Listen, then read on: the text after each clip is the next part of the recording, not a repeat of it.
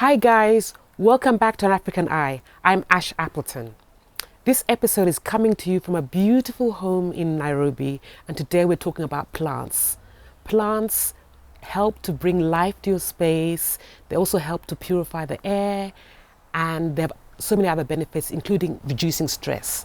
So keep watching, lots of really good tips on how you can bring more of the green stuff into your space.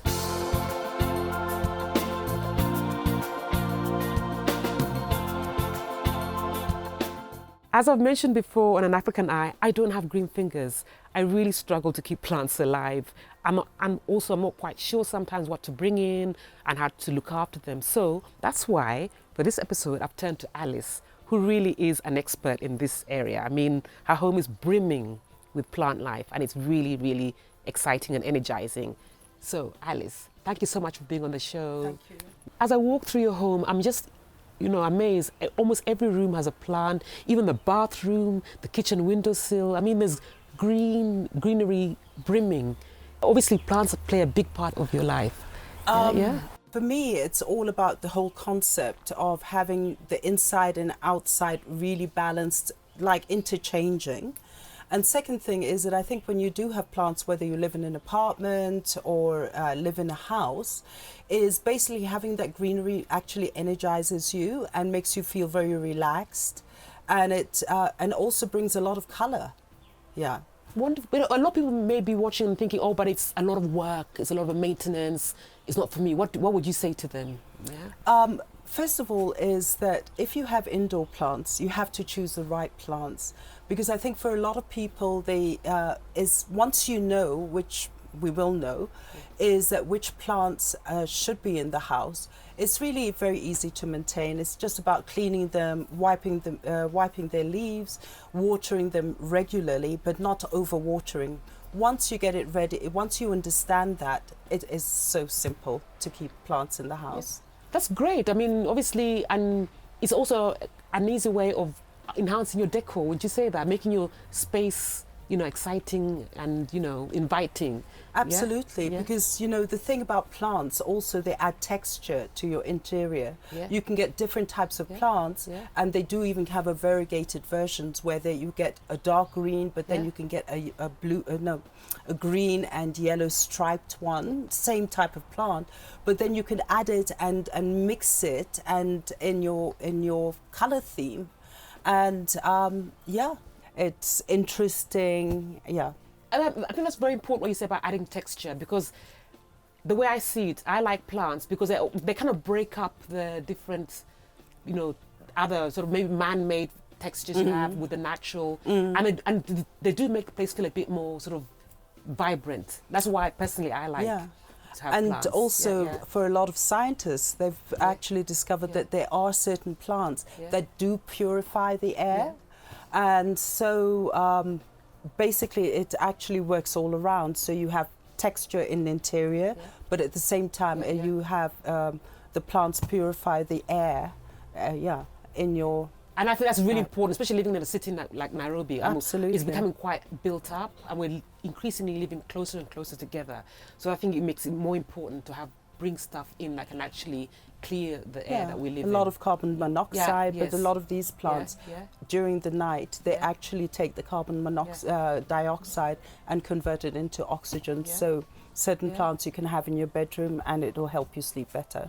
Are you influenced at all by trends in terms of plants? Because when I go through Pinterest, you'll see all of a sudden it's all about succulents or having like a jungle vibe in your home.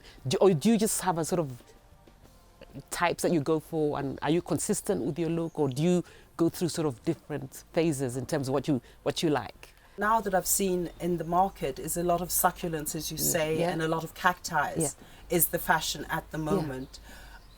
Occasionally what happens when that trend comes in, as I'm driving around and I see succulents, I'm like, I think I better get some inside the house.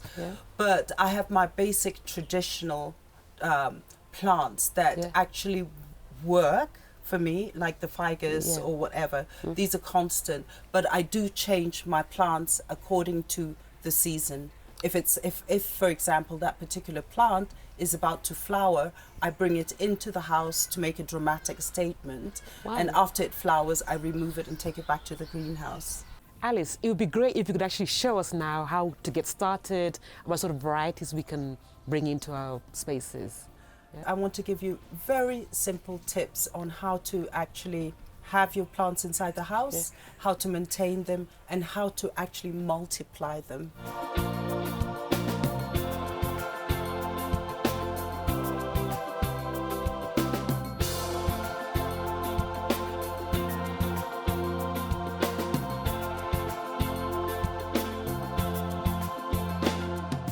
Wow, Alice, this is quite a collection. Yeah. Well, yes, all these plants are really good for the interior, and they're actually what you call air purifying plants, and they're very, very simple to look after. So, for example, that one is a cheese plant. A cheese plant. Okay, And so basically it just looks after itself and it'll just keep multiplying. And sometimes if you can have it in a corner that has slightly more sun, it could actually even get bigger. So and you could actually trail it up your wall if you wanted. That's a good one for me, right? That's a good one for you. You know, Yeah. great Yeah. with plants. Okay. And then the next one is this one here, ash, and it has they call it a snake plant, but the other name is mother-in-law's tongue, and it actually, well, I it says. I have this on my rooftop terrace, but it's outside. Okay, yeah. So, You can have it inside Oh, or okay. outside. Again, Yes. a really great Yes, yes. air purifier. Yeah. Mm. And of course, we have the aloe vera. I love. And love aloe this. vera, Yeah, yeah. very sturdy, very low maintenance, and very medicinal. If you have burns, if you have any sort of infection, skin infection, you just take it, pulp it, and okay. apply. Yeah. It's a very healing plant. So is this indoor or is it outdoor as well? You could have it indoor, but have it closer to the light. Okay. Because Yeah. aloe vera is a little bit of, it's a succulent. Yeah. Yeah. Yes. So Yes. it's always good to have a bit Yeah. more light for that. These two are bromelias. Bromelias are great for indoors. Again, Yes. Yep. they're very, very easy to maintain. And the trick about bromelias is you water it from the top. From the top. Always from the Interesting. top. Don't put it. Don't water it on a basin or whatever in Oh, the soil. I see. Yeah. You Yeah, water yeah. from the top. So Alice, what have we got here? Talk us through this. Okay. Yeah.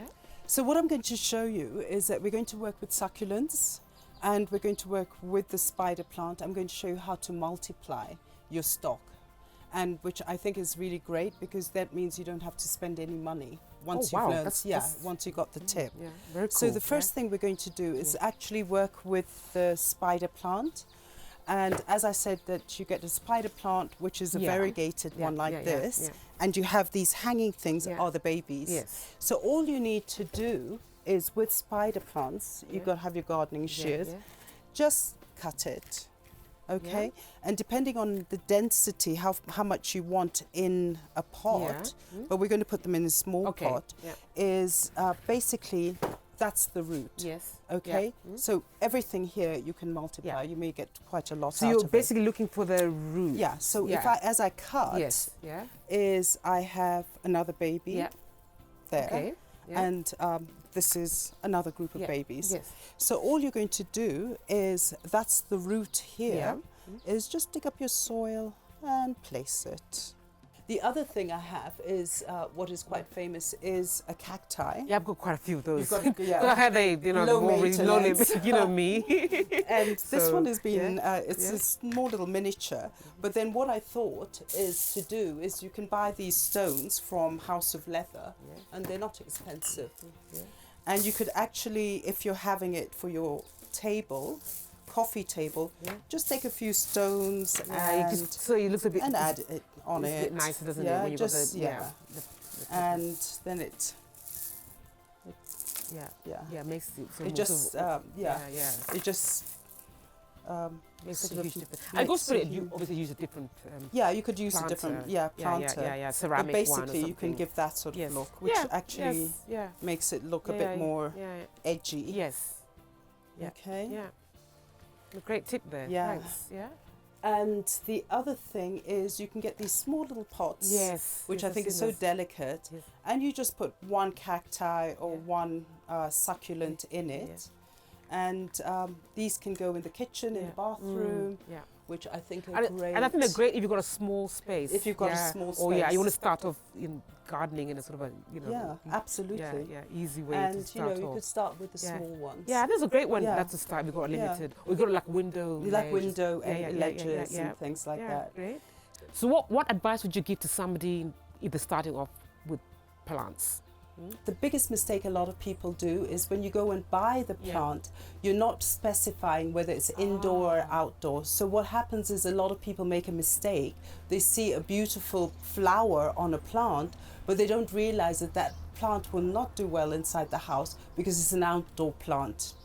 So the most important thing is just find out which plants are indoors or what can sit on your windowsill that actually likes the light, or what is a shade plant for the inside, because not all plants like direct sun. Even if they're outside, it's have to be in the shade, some plants. You have to know if it's a shade plant, is it semi-shade in terms that it likes the morning sun, but in the afternoon it doesn't like direct sun.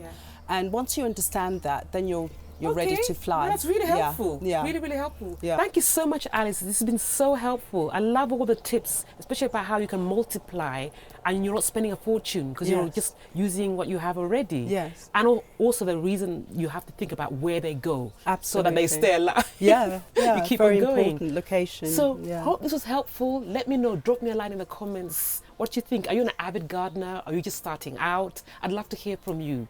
Subscribe, tell your friends, share, like this video, ping the notification bell so you don't miss any future episodes, and I'll see you in the next one.